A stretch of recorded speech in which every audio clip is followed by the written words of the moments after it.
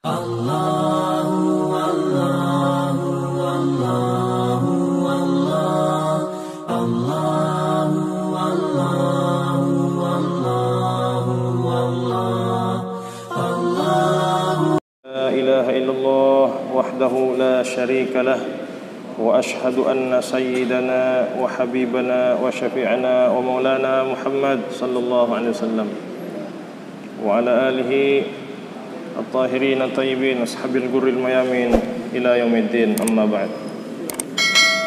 Jamaah sekalian, kita bersyukur kepada Allah masih dikasih kesempatan.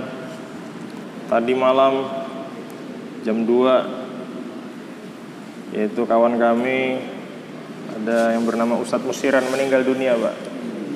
Di atas umur kalau nggak salah 30 berapa ya, semuda.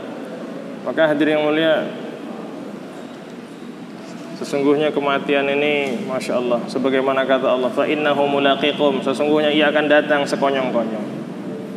Padahal kemarin dia yang mimpin baca rotib,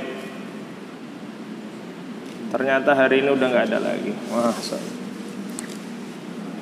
Maka hadirin rahimakumullah, perjalanan menuju akhirat itu seperti kita mau pergi ke Surabaya, Pak.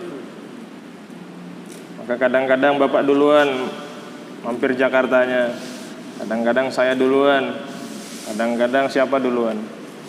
Namun pada dasarnya kita nanti kumpul di Surabaya.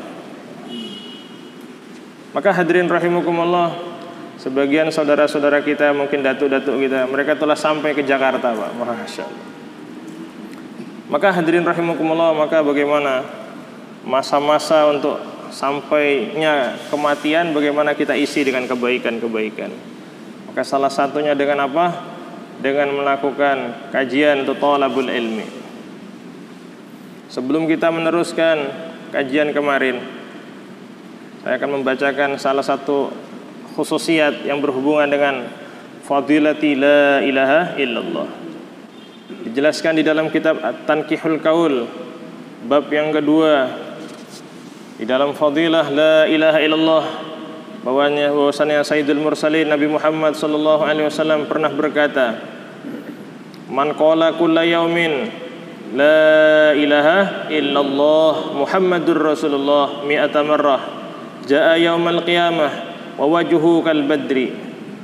Rasulullah mengatakan sallallahu alaihi wasallam, barang siapa setiap harinya mendikirkan la ilaha illallah Muhammadur Rasulullah 100 kali, maka ia akan datang pada hari kiamat wajahnya seperti bulan purnama nanti. Berapa kali, Pak? 100 kali.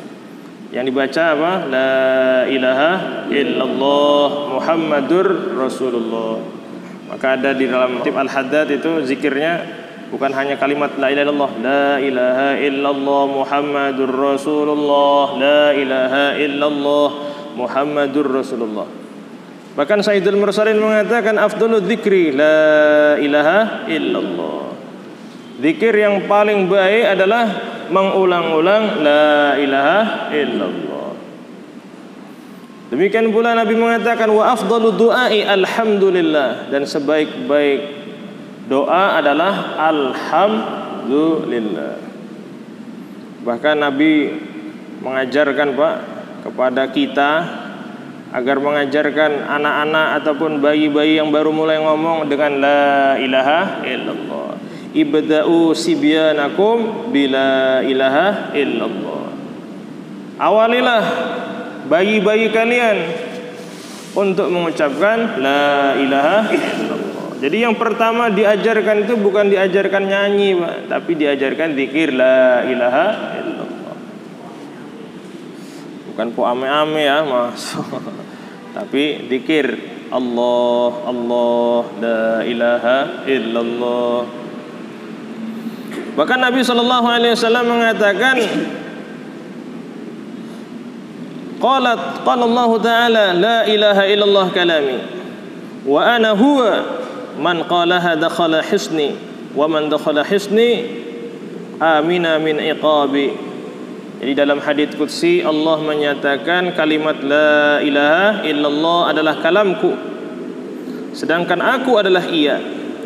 Tidak ada Man qalaha, barang siapa mengucapkan itu kalimat, maka ia masuk dalam bentengku. Dan barang siapa masuk dalam bentengku, ia akan aman dari azabku, kata Allah. Bahkan hadirin yang mulia dijelaskan dalam syarahnya, matan Tankihul Qaul, kitab ini, bahwasannya Al-Alama Al-Fakahani berkata, anna mulazamata dzikriha inda dukhulil manzil tunfil faqra. Subhanallah. Jadi sesungguhnya beliau mengatakan, Alamah Al-Fakahani, seorang alim yang namanya Al-Fakahani, sesungguhnya melazimkan ataupun merutinkan ataupun mewajibkan ataupun mendawamkan, menzikirkan la ilaha illallah dikala hendak masuk rumah, maka ia akan menolak kefakiran. Jadi nanti kalau masuk rumah, sebelum assalamualaikum, zikir dulu Pak, la ilaha illallah, masya Allah. Nah baru assalamualaikum, insya Allah Pak ya. Siapa yang nggak niat Pak? Niat semua insya Allah. Waqad warada anna man qala la ilaha illallah wa maddaha hadamat lahu 4,000 dhanbin minal kabair. Qalu ya Rasulullah, fa in lam yakun lahu syai'un minal kabair qala yughfar li ahlihi wa li jiranihi. Bahkan sungguh telah warid ataupun telah datang dalam satu riwayat, sesungguhnya seseorang yang mengucapkan kalimat la ilaha illallah wa maddaha, dan ia memanjangkan itu kalimat, jadi enggak cepat-cepat gitu Pak, la illallah, la illallah, maka 4.000 dosa akan hancur lahu untuknya, minal kabair, dari dosa-dosa besar. Qalu, para sahabat bertanya, ya Rasulullah, wahai Rasulullah, fa illam yakun lahu syai'un minal kabair, wahai Rasulullah, bagaimana jika ia tidak memiliki dosa-dosa besar? Maka Nabi menjelaskan, qala yughfaru li ahlihi wa li jiranihi, maka yang diampunkan adalah keluarga dan tetangganya. Masya Allah. Maka kalau dapat Pak, setiap hari itu jangan lupa menzikirkan la ilaha illallah minimal 100 kali. Makanya kadang setiap ada sebagian masjid itu kalau habis zikir itu enggak hanya Allahumma antas salam, tapi ya ngambil barokahnya, yaitu ada la ilaha illallah walaupun tidak banyak, mungkin 11 atau berapa. Nah, baru nanti ditutup dengan doa. Bahkan Rasulullah sallallahu alaihi wasallam mengatakan, Pak sekalian, ma min 'abdin yaqulu la ilaha illallah Muhammadur Rasulullah illa qala Allah taala sadaqa 'abdi wa ana Allah la ilaha illa ana ashhadukum ya malaikati qad ghafartu lahu ma taqaddama min dhanbihi wa ma ta'akhkhara. Nabi mengatakan dalam satu riwayat, tidaklah seorang hamba yang mengucapkan kalimat la ilaha illallah Muhammadur Rasulullah kecuali Allah Ta'ala akan berfirman, sungguh benar apa yang hambaku ucapkan. Aku adalah Allah, kata Allah. Tidak ada Tuhan kecuali aku. Sesungguhnya aku bersaksi di atas kalian, wahai malaikat-malaikatku, kata Allah. Sungguh aku telah mengampunkan dosanya yang telah lalu dan dosanya yang akan datang. Masya Allah. Itu setelah apa? Setelah Allah Ta'ala mengetahui seorang hamba tadi menzikirkan la ilaha illallah Muhammadur Rasulullah. Nah, jadi boleh nanti zikirnya ditambah Pak, Muhammadur Rasulullah. Jadi bukan bid'ah, kok ada Muhammadur, bid'ah itu, Masya Allah. Bahkan hadirin rahimakumullah, Nabi mengatakan, man kana awwalu kalamihi la ilaha illallah,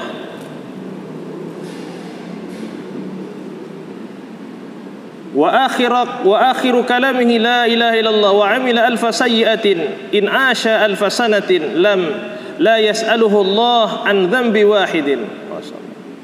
Nabi pernah mengatakan, barang siapa di awal permulaan kalamnya adalah la ilaha illallah dan akhir ucapannya pula adalah la ilaha illallah, wa amila, dan dia pernah melakukan 1000 kesalahan, in asya alfa sanatin, jika ia memiliki umur 1000 tahun.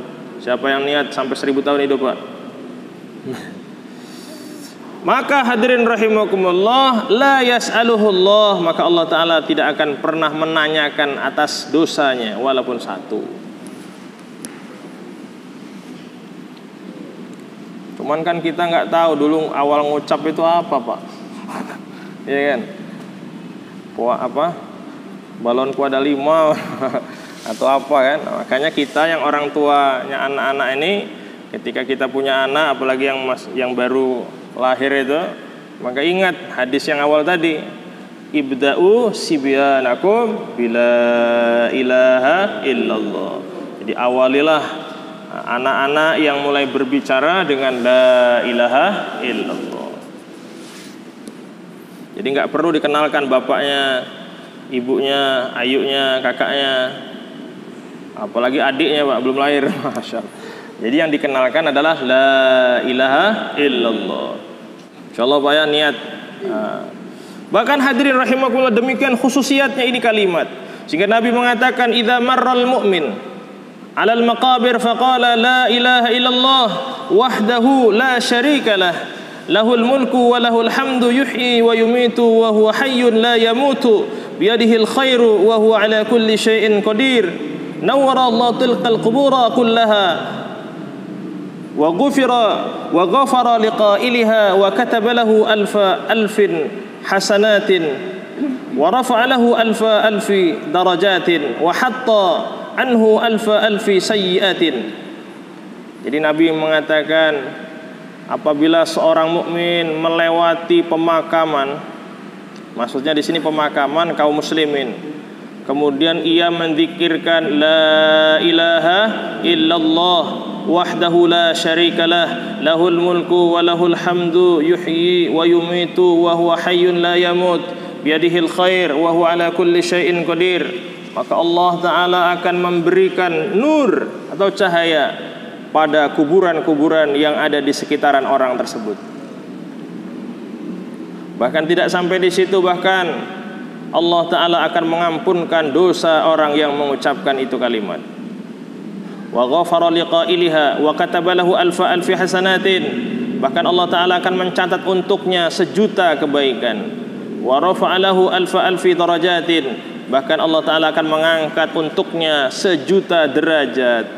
Wa asqata wa hatta, yakni asqata, demikian pula Allah Ta'ala akan melebur untuknya 1.000.000 dosa. Syaratnya apa, Pak? Ke kuburan dulu, Pak, ziarah. Biasanya kalau sahabat itu dengar hadis kayak gini langsung dia habis sisa ke kuburan. Jadi sahabat-sahabat itu kalau dengar hadis Nabi, misalkan doa masuk pasar, dia ke pasar langsung, bertaburan ke pasar, tapi bukan mau belanja, bukan mau dagang, tapi mau mengucapkan doa yang diajarkan oleh Nabi Muhammad sallallahu alaihi wasallam. Maka besok niat kita ke pemakaman semua insyaallah. Yang ngamalkan hadis ini, apalagi yang dia dikubur itu ada saudaranya ataupun ada sapanya kan itu. Ada yang ditanyakan, Pak? Monggo Mas. Wahabi.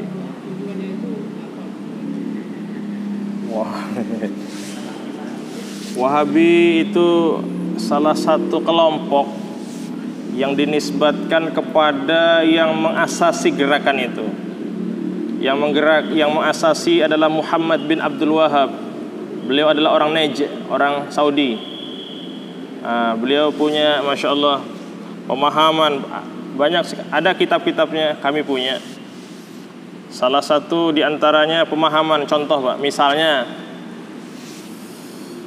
di masjid ada kuburan misalnya. Ini contoh kecil. Kayak di lampu merah tuh Pak ya, di Sukarame kan ada tuh. Masjid apa Pak nama? Hah? Mardotillah. Itu.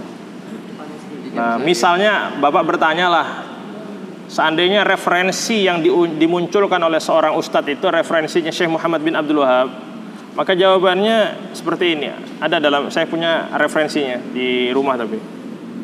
Jika kuburan telah terbangun duluan, katakan si wakif mau mewakafkan ataupun sudah mewakafkan, tetapi umur gak panjang. Nanti kata si wakif, kalau saya gak panjang umur, nih tanah bukan gak panjang umur, saya niat nih tanah nih saya wakafkan untuk masjid. Tapi ingat, saya kuburin di sini kata dia. Ya kan? Besok langsung mati, misal. Akhirnya kan dibangun Pak masjid. Nah, pertama mungkin nggak tahu kan tentang masalah ilmu itu. Jadilah ada masjid, katakan seperti Baitur Rahman. Maka dalam pendapat beliau ini masjid harus dihancurkan. Dan seandainya dipaksa untuk sholat di dalamnya, maka sholatnya adalah haram dan tidak sah.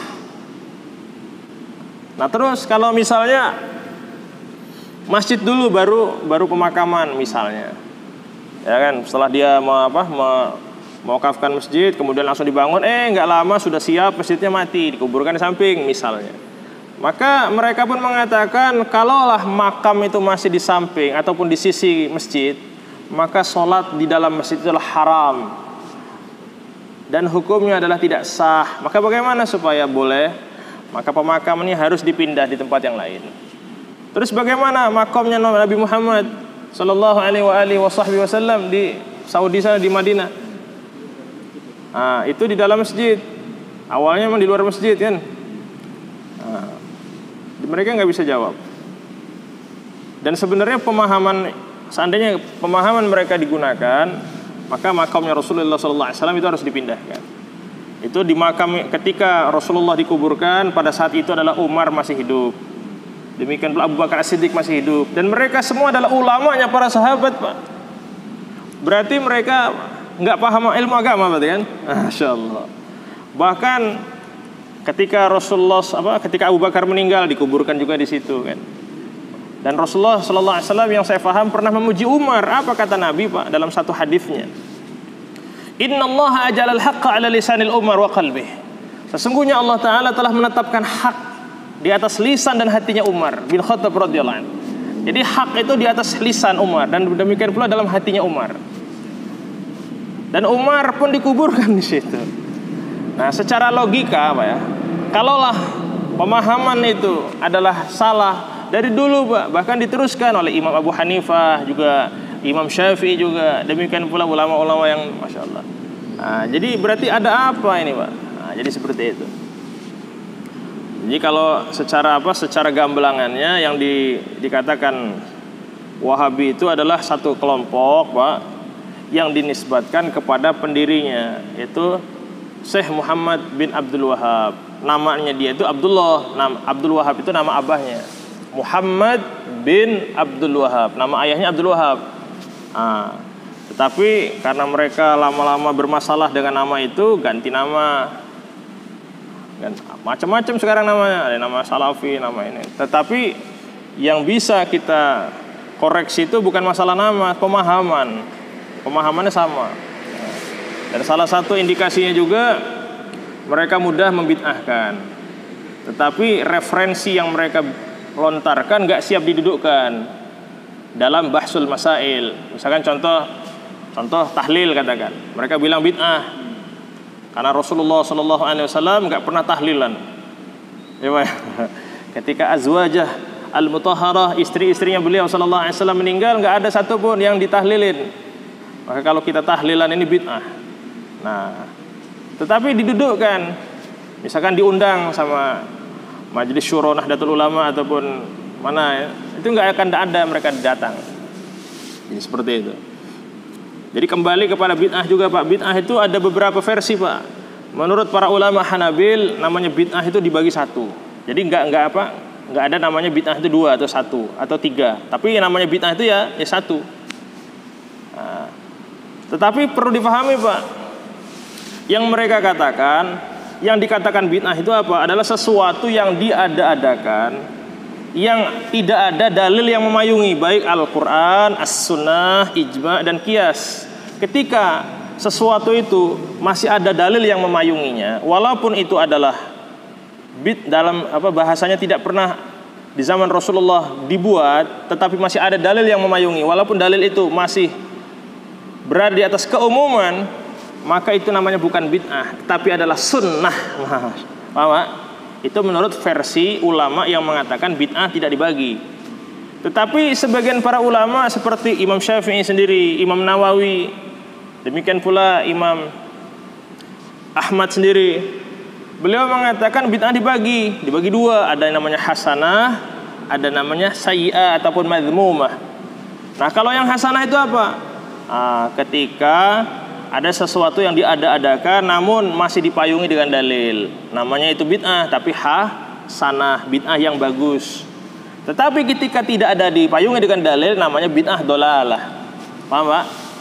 Itu. Jadi intinya kalau kita koreksi ya sebenarnya sama ini. Jadi kalau yang bid'ah hasanah versi yang dibagi dua, itu dalam hitungan yang dibagi satu itu adalah sunnah. Jadi makanya Gus Idrus mengatakan bahwasannya tahlilan itu sunnah. Jadi tahlilan Pak itu sunnah. Kenapa? Karena banyak sekali dalil yang memayungi program-program tahlilan. Jadi seperti itu. Jadi kurang lebih itulah Pak secara gamblangannya. Dan perbedaan pemahaman Wahabi dalam masalah akidah pun sangat-sangat teruk Pak.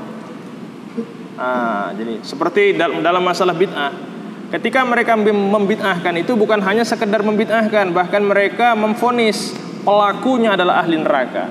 Jadi kasarnya ngomong, orang yang melakukan tahlilan itu adalah ahli neraka semua. Masya Allah. Ada yang lain Pak, silakan. Monggo Pak.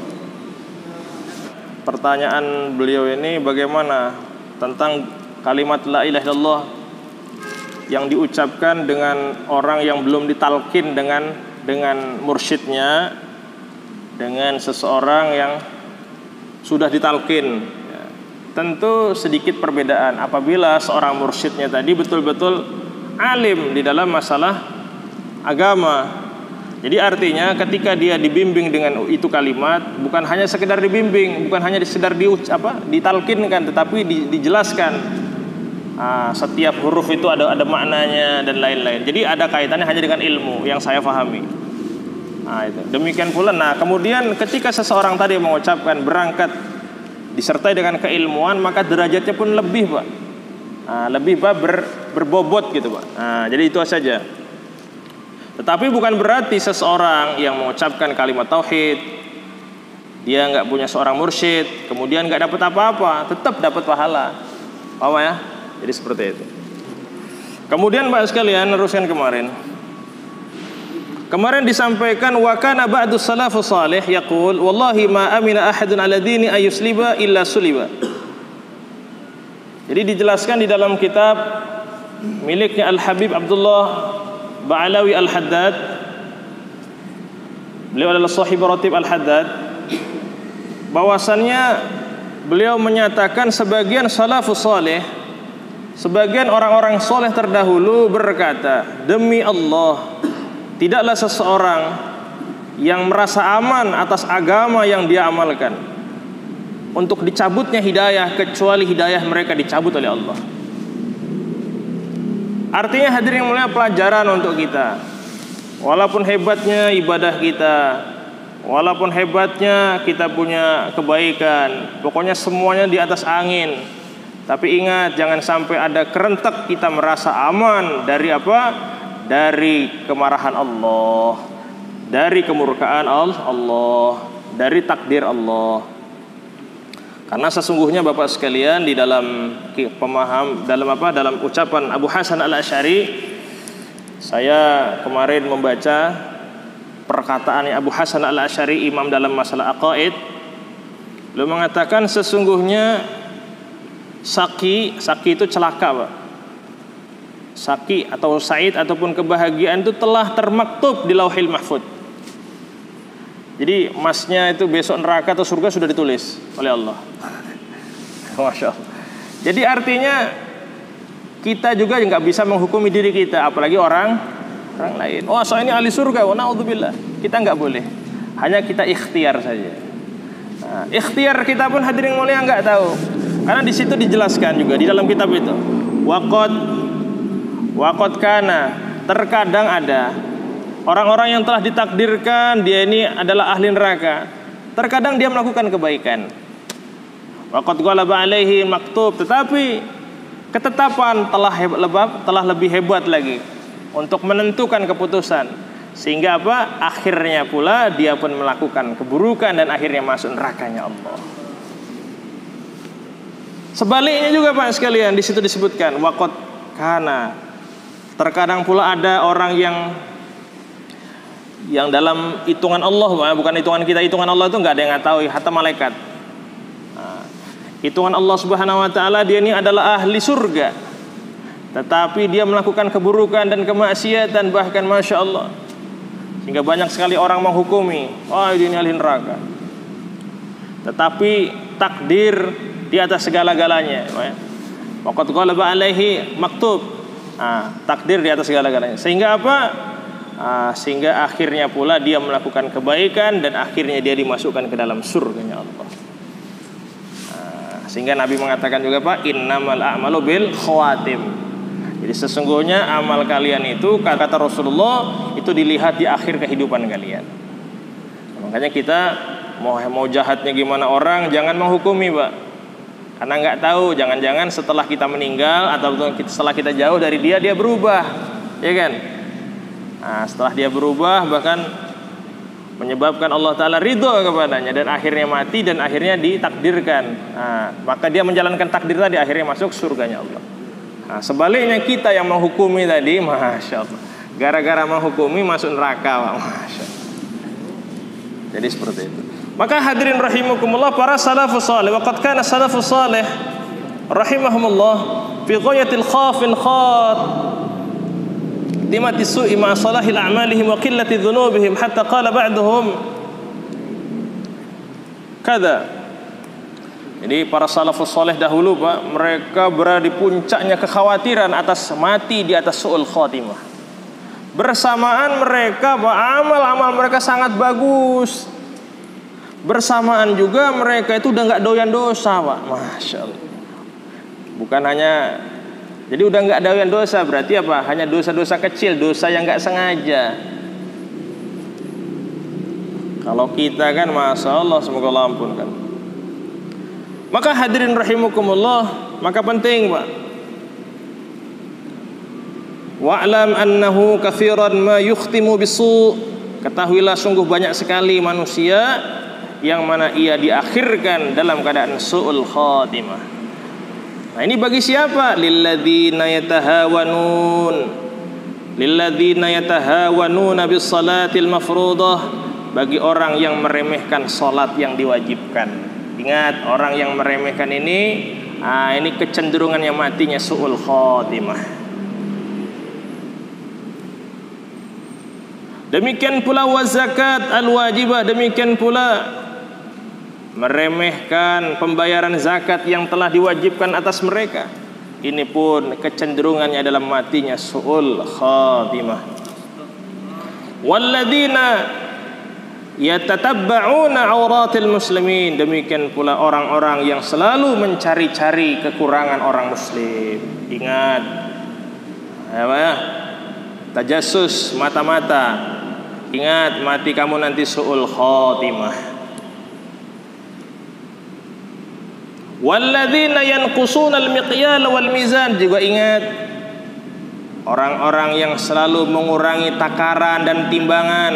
Jual minyak, kurang-kurangin. Ya kalau nggak dikurangin nggak dapat untung. Ingat, ente nanti matinya su'ul khatimah. Walladzina yakhda'una al-muslimin, orang-orang yang mengarahkan kaum muslimin dalam kesesatan. Repot Pak, sesat nggak sesatnya kita nggak tahu, hanya Allah yang tahu. Wa yakshawnahum, demikian pula mendustakan kaum muslimin karena kepentingan kan. Wa yalbisuna alaihim fi umuriddin, mereka memakai pakaian agama untuk melabui kaum muslimin. Ingat risikonya matinya su'ul khatimah. Demikian pula walladzina yukadzibuna awliya Allah, demikian pula orang-orang yang mendustakan orang-orang yang dicintai oleh Allah. Mereka pun risikonya matinya su'ul khatimah. Wa yunkiruna alaihim bighairi haq, mereka mengingkari akan kewalian tanpa hak, bighairi haq, artinya tanpa alasan. Maka ini juga adalah risikonya matinya su'ul khatimah. Demikian pula walladzina yad'u ahwalal awliya wa maqamatahum bighairi sidqin, demikian pula orang-orang yang menyeru akan keadaan aulia dan kedudukan mereka tanpa adanya dasar pembenaran. Artinya dia ini bukan wali, kedudukan. Nah ini kita nggak boleh juga Pak, apa ya? Yang jelas kita ini berusaha untuk selalu apa? Jangankan orang-orang yang dicintai oleh Allah, orang-orang yang zahirnya ini buruk dalam pandangan syariat, kita pun jangan terlalu berani mengomentari. Paham ya? Nah, jadi seperti itu. Kenapa? Karena kita nggak tahu, jangan-jangan hari ini mereka seperti itu, tetapi minggu depan mereka berubah. Ya kayak kita-kita aja yang baru hijrah nih kan, mungkin dulu masih SMA gimana kan, nggak sholat, ya kan? Tapi alhamdulillah sekarang sudah banyak perubahan. Tapi ingat, jangan-jangan minggu depan berubah lagi kayak dulu, masya Allah, ya kan? Nah, jadi perlu apa Pak? Perlu hati-hati. Jangankan kita Pak, orang yang banyak dosa seperti saya. Nah, di sini dijelaskan, masya Allah, orang-orang soleh dahulu mereka berada di puncaknya ketakutan mati di atas su'ul khatimah. Nah, jadi kita ini yang apa? Yang amalnya ini masih kadang amal, kadang enggak, kadang baca Quran, kadang lewat, banyak lewatnya, kadang tahajud, kadang lewat, banyak lewatnya kan. Maka harus lebih takut lagi sebenarnya daripada mereka-mereka orang-orang yang dicintai oleh Allah. Nah, kita niat insyaallah mulai malam ini kita semuanya kita perbaiki insyaallah. Quran kita, kan, salat sunnah kita dan lain-lain kita, berbakti kita kepada orang tua kita dan lain-lain. Insyaallah. Ada yang ditanyakan Pak? Silakan. Monggo. Sebagaimana dijelaskan di dalam tafsir tentang wailun celakalah lil musallin, fawailul lil musallin, celakalah. Nah, di sini termasuk juga adalah orang yang mundur-mundurkan waktu sholat tanpa uzur. Demikian pula orang yang mendengarkan azan juga tidak mendatangi masjid. Nah, itu. Jadi seperti itu. Jadi banyak, jadi intinya multi level penafsiran dari kalangan orang-orang dulu, orang ulama-ulama. Maka kita ini hari ini berusaha Pak, sholatnya di masjid, ya Pak ya. Nah, seperti siapa? Seperti orang-orang dulu, seperti Rasulullah. Abdullah bin Ummi Maktum Pak, beliau adalah tunanetra Pak ya, buta. Beliau minta rukhsah untuk sholat di rumah, tapi Nabi nggak berikan rukhsah. Itu buta. Nah, kalau kita ini nggak buta, ya Pak ya. Insyaallah Pak ya. Ada lagi Pak, silakan. Monggo. Silakan. Setelah melakukan dosa lagi, bertobat lagi, melakukan dosa lagi, bertobat lagi. Batasnya sampai berapa? Jadi tobat, kemudian maksiat lagi, tobat. Jadi tobat itu Pak batasannya sampai apa? Sampai nyawa itu di kerongkongan. Jadi sebelum nyawa di kerongkongan, harapan tobat itu masih diterima. Hatta maaf Pak ya, orang yang bolak-balik masuk agama, besok Kristen, lusa Islam lagi. Ya nggak tahu lah, pokoknya kayak gitu. Kan ada sebagian orang, ya mungkin karena kepentingan, karena apa nggak tahu. Dan akhirnya ujungnya dia bertobat dengan taubatan nasuha. Silakan, boleh gitu. Yang penting jangan di kerongkongan. Nah, jadi seperti itu. Ketika tobat di kerongkongan, maka harapannya kecil diterima di hadapan Allah Subhanahu wa taala. Jadi walaupun bersamaan dengan Rasulullah mengatakan man kana akhir kalamihi la ilaha illallah dakhalal jannah. Barang siapa di akhir kalimat di akhir hayatnya mampu mengucapkan kalimat tauhid la ilaha illallah pasti masuk surga. Nah, jadi seperti itu. Jadi harapannya teman jangan seperti itu Pak, karena khawatir ketika kita maksiat mati. Nah, jadi belum tobat. Ya kan? Nah, itu yang kita khawatirkan karena mati ini ya tadi kita nggak tahu, tapi yang jelas Pak, Masya Allah, kembali kepada ucapan tadi, kita ini ahli surga atau ahli neraka ini sudah ditakdirkan Pak. Masya Allah. Jadi kita ini sekarang sedang menjalankan takdir. Makanya jangan sombong, walaupun kita ahli tahajud, kalau takdirin neraka, masuk neraka Pak. Masya Allah.